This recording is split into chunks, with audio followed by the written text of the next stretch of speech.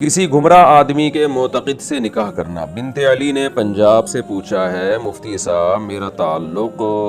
فلاں مسلک سے ہے، لیکن جہاں میرا رشتہ طے ہوا ہے وہ کسی غلط انسان کو سنتے ہیں، گمراہ آدمی کو سنتے ہیں۔ اب آگے کہہ رہے ہیں کہ جی رشتہ بہت جلدی میں طے پایا ہے، اس لیے ہم پوچھ گچھ ہی نہیں کر سکے۔ اب آپ بتائیں کیا کرنا ہے، تھوڑی رہنمائی فرمائیں۔ دیکھیں بہت سارے اسکالرز اس وقت ایسے یوٹیوب پہ یا فیس بک پہ موجود ہیں جو جمہور امت سے ہٹ کر لوگوں کی رہنمائی کر رہے ہیں، جو آپ کو امت سے بدگمان کر رہے ہیں، اور ان کو جب آپ سنیں گے تو ایسا لگے گا بس یہی دنیا میں پیدا ہوئے ہیں، باقی تو سارے اب تک گھاس کھا رہے تھے۔ تو ایسے لوگوں کو سننا ٹھیک نہیں ہے۔ لوگ کہتے ہیں بھائی دلیل سے تو بات کرتے ہیں نا، تو دلیل وہ آپ کو دلیل لگ رہی ہوتی ہے، حقیقت میں وہ دلیل نہیں ہوتی۔ دلیل کی بھی دو قسمیں ہیں نا، ایک تو شریعت کے وہ مسائل ہیں جو بالکل واضح ہیں، اس میں تو دو اور دو چار کی طرح ہے۔ کچھ مسائل اختلافی ہوتے ہیں، اس میں ہر ایک کے پاس دلیل ہوتی ہے، اس میں تجزیہ کر کے فیصلہ کرنا یہ ہر آدمی کا کام نہیں ہے، یہ بڑے بڑے مجتہدین علماء کا کام ہے، اور یہ بات قرآن سے ثابت ہے، حدیث سے بھی، قرآن سے بھی۔ لعلمہ الذین یستنبطونہ منہم، قرآن کی آیت ہے کہ جب کوئی خبر تمہیں ملے، یعنی حدیث ہو یا کوئی بھی خبر ہو، تو اہل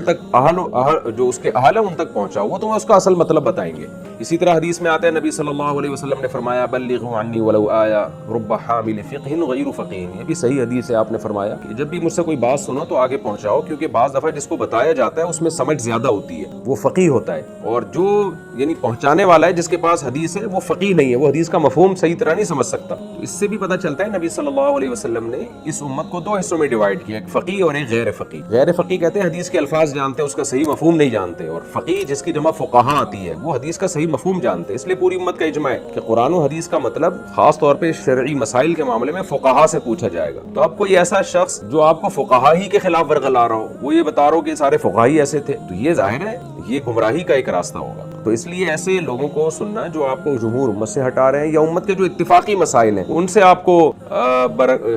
ہٹا رہے ہیں، تو ایسے لوگوں سے کو سننا بھی ٹھیک نہیں ہے۔ اور ایسی جگہ آپ نکاح کریں گے تو آگے مسائل کا اندیشہ ہے کہ وہ پتہ نہیں نکاح کامیاب چلے نہ چلے، وہ آپ کو جمہور امت سے ہٹا دیں، صحابہ کرام کا باغی بنا دیں، آپ کو اسلاف سے باغی بنا دیں آپ کو۔ تو اس لیے آپ کا جہاں رشتہ ہوا ہے، میں یہ تو نہیں کہتا آپ رشتہ توڑ دیں، لیکن ان لوگوں کو آپ سمجھا دیں۔ کوئی بھی ایسے گمراہ شخص کو اگر کوئی سن رہا ہے، اسکالر کو سن رہا ہے، تو اس کے گمراہانہ عقائد بتا دیں، اور اس کی کنفیوژن علماء سے دور کر لیں۔ اس کے جو اشکالات ہیں علماء کے پاس اس کے جوابات ہیں الحمدللہ۔ کوئی بھی ایسا شخص اگر آپ کو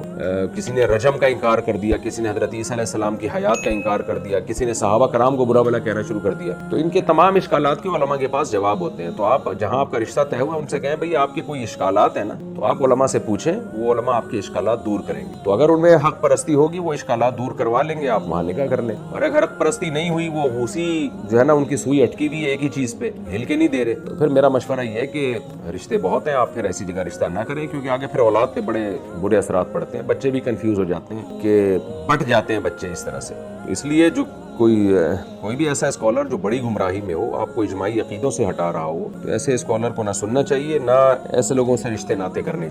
چاہیے کی بات کر رہا ہوں میں، یہ نہیں کہہ رہا رشتہ کرنا حرام ہے، ناجائز ہے۔ رشتہ تو عیسائی یہودی سے بھی جائز ہے، لڑکی اگر عیسائی ہے یہودی ہے اس سے بھی جائز ہے، لیکن مشورہ تو یہی دیا جائے گا نا، جیسے نبی نے فرمایا کہ دیندار کو ترجیح دو۔ تو جو لوگ گمراہ ہیں ان کے بجائے ان کو ترجیح دیں رشتہ ناتوں میں جو اہل حق کو فالو